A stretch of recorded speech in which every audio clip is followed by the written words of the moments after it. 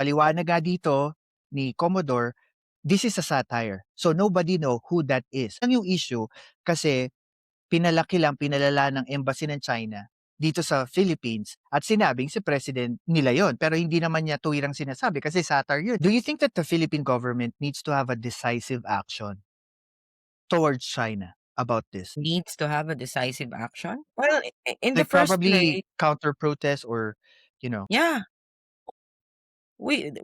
our country has to do something about it. Why?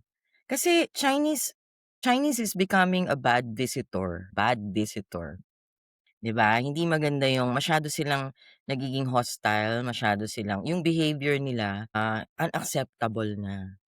Kasi yung mga maliliit na fishermen natin dun sa West Philippine Sea na gusto lang namang trabaho at kumita at mangisda, ginagawan nila ng hindi maganda. Binobomba nila ng tubig, kung ano-ano mga ginagawa nila, tinatakot So, Mm. hindi acceptable yon.